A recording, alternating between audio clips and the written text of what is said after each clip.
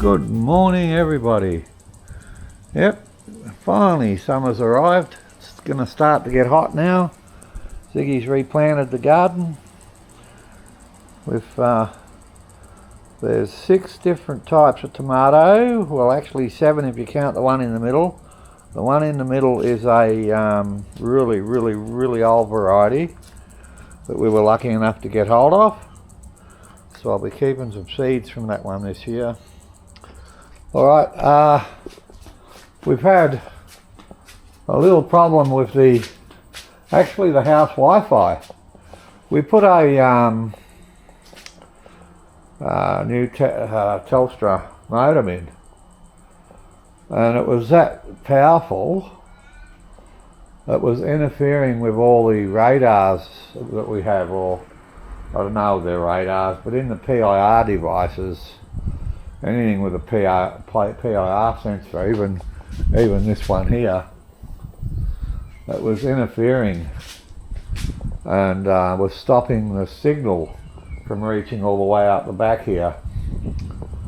And I fixed that. I put it inside a sort of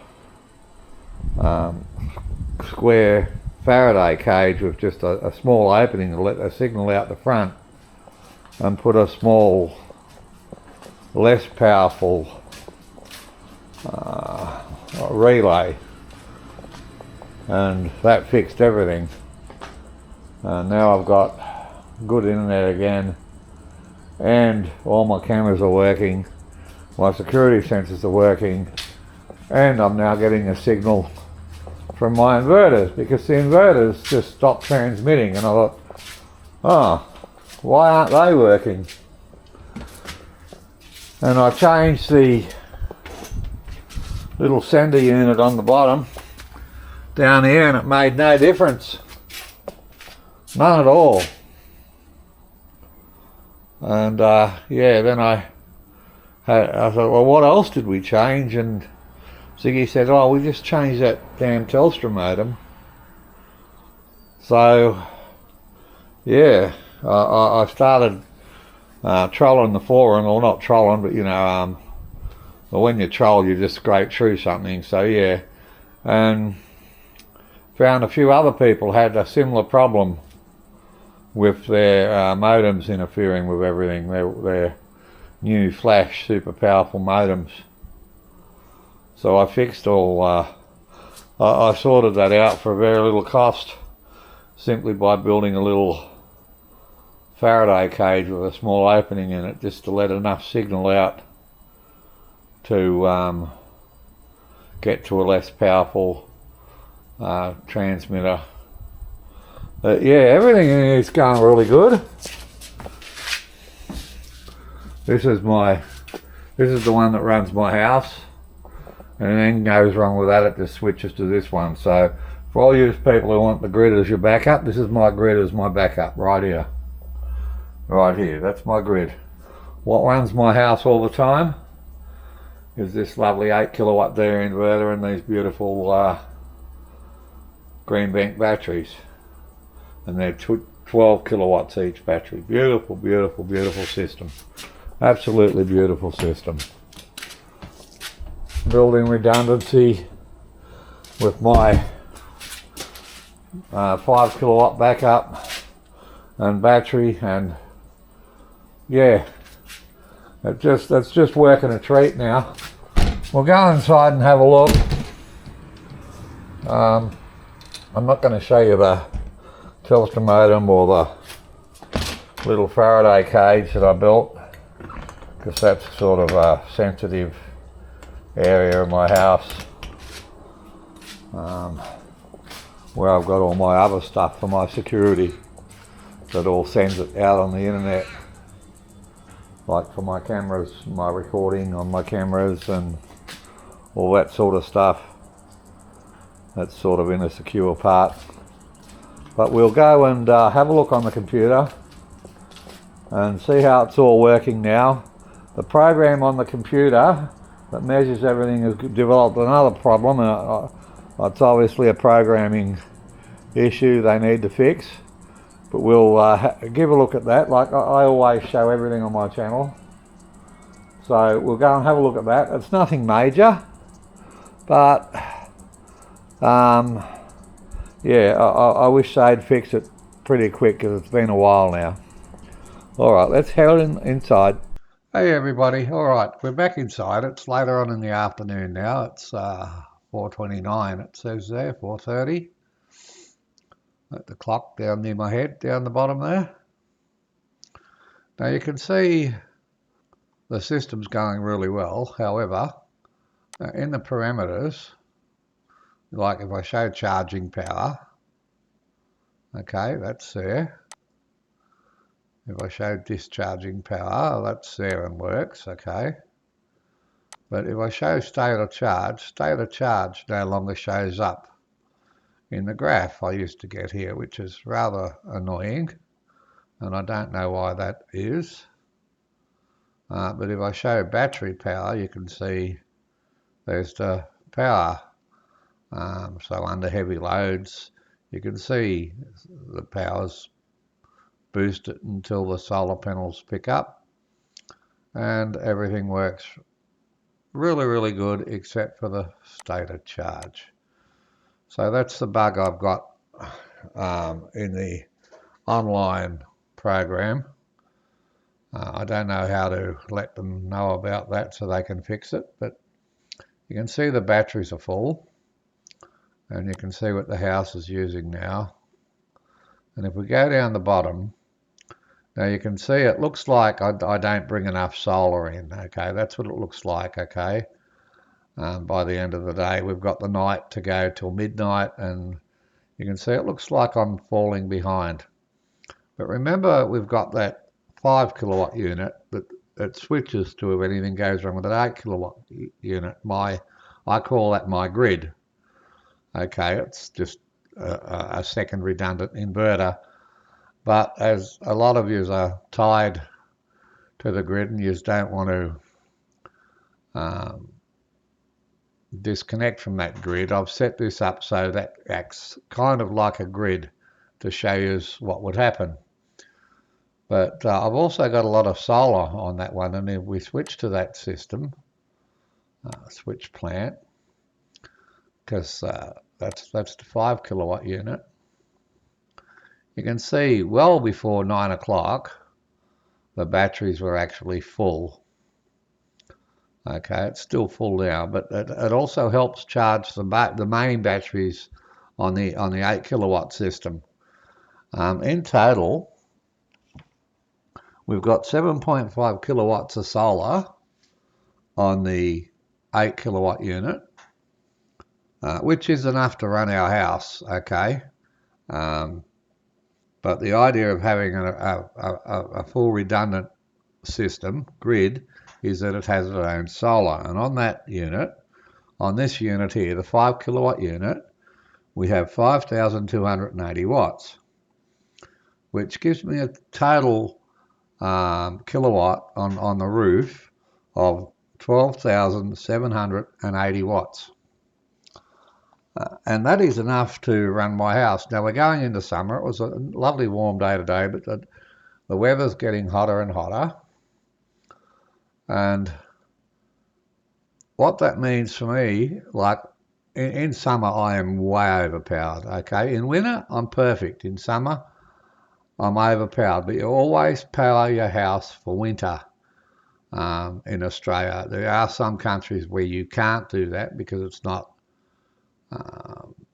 feasible, economically feasible to do that, because there's a lot of countries you just don't have any sun, you know.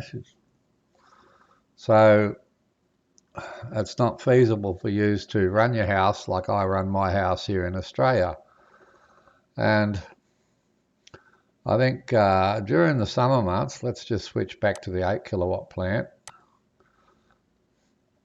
Now you can see we're actually using very, very little power. This is the kilowatts over here, okay? And we're actually using very little power. Even my computer uses very little power, even though it's got that really big flash 4070 Ti graphics card and a 750 watt power supply and all that sort of stuff to it. It actually uses very little power. When I'm gaming, that might be a different story, but if I'm not playing a game, then that card just idles along at a few watts and uses hardly any power. So let's have a look at look here. Like you can see, like yesterday, this unit brought in 14.7 kilowatts. Okay, that's 4,700 watts. Okay, now let's go back to the other plant, and you can see yesterday its consumption was 1 kilowatt. Okay, and its production was 390 kilowatts. All right, and that just helps the other one. This one only uses about, well, we can see what it's using right now. It's using 16 watts consumption an hour, and that's fairly, it uses between 14 and 16 watts an hour. That's all it uses. So it's actually using hardly anything to be on standby as a grid or a redundant system. And it puts a little bit of power in its battery, so that keeps that battery. And my main system draws off all three batteries. It draws off the 2 green bank, and it draws off the spare battery in the other room. Okay, so that little Dia battery in the other room is only a 6.5 kilowatt hour total battery, which gives me 5 kilowatts of usable power. So it alone is not much to do. It's not big enough to do anything with, okay? But it does add an extra 6.5 kilowatts of storage capacity to my already 24 kilowatt hours of storage capacity. And that 24 kilowatt hour storage capacity is in the 250 amp hour 48 volt green bank batteries, which, look, my system's been running very smooth, very smooth, apart from when the internet stopped working. It didn't. That was really weird. It took me a while to work out what was going on with that internet, indeed. But if we go back, you can actually see it stopped working. This has only just happened recently, and I thought I fixed it, and then it stopped working again. And then I put it in that little partial Faraday cage to stop it from splurging its signal everywhere and messing around with all my cameras and everything. And then I put I could direct its signal to a lesser powerful relay, you know, I don't know what they're called, but a booster, I guess they're called. But if you put them in another part of your house, whereas we got this powerful one going to the booster, and the booster's running the signal throughout the house, but it's weak enough not to interfere with the little PIR radars and sensors and that on the cameras and the security lights and all that sort of thing. It took me a while to work it all out, and a lot of people suggested some very expensive things, but in the end I just basically knocked up a little Faraday cage with a small entrance to let enough signal out to go to another unit, a less powerful unit. So that was the fun and games we had there, but now everything's working again. I still think this unit probably needs an update, and I'm waiting to hear back from George so I can do that on this 8 kilowatt unit. Yeah, so that's basically all that's been going on. You know, I mean, Ziggy and I are just at home, just doing normal household things, and I've been playing a bit of gaming and doing a little bit around the place. And yeah, basically we've just been, you know, taking it easy, waiting because Christmas is here. We can't go away anywhere while the Christmas break's on, because there's city people and feral kids running everywhere, and yeah, it's just it's and people that aren't used to driving on country roads, thousands of them out there right now. I think last week was the deadliest week we've ever had on our roads in Western Australia. So it really pays just to stay at home and let the city people go out, with their kids and do what they need to do. And then when they're all back home again, then it's safe to drive on the roads. It's safe to go out to the camping areas and have fun, just me and the missus, Excuse me. Yeah, I know I need a haircut, but, I'll get around to that. The wife will get around to that. So that's basically it. That's the problem I'm having here, is with the state of charge no longer showing up on here, which is really annoying, because you can see on this system here it was actually full before 9 a.m. the same time as it was with the 5 kilowatt unit. Otherwise the 5 kilowatt unit would have kept on pushing power through to the other batteries. So yeah, I mean, during summertime when we got both air conditioners running, when it's really hot, it's nothing for us to use 40 to 50 to above 50 kilowatt hours of power a day powering our air conditioners, because we're off grid. We can do that. We can run what we want to run, and we've got enough solar panels, we've got enough battery capacity, and to do that without any worries at all. And the whole system is just working totally flawlessly, apart from that hiccup. And it was really hard. It was really hard to work out what was going on. And yeah, we eventually tracked it down to the new modem interfering with everything. That was I don't know how big its signal is, but I tell you what, I got it pretty wrapped up pretty tight in a steel cage now, and it's just poking out one little hole, and that's all it needs to do. It was just way overpowered. I think that new Telstra modem, way overpowered. It just interfered with all my PIR. Everything I had PIR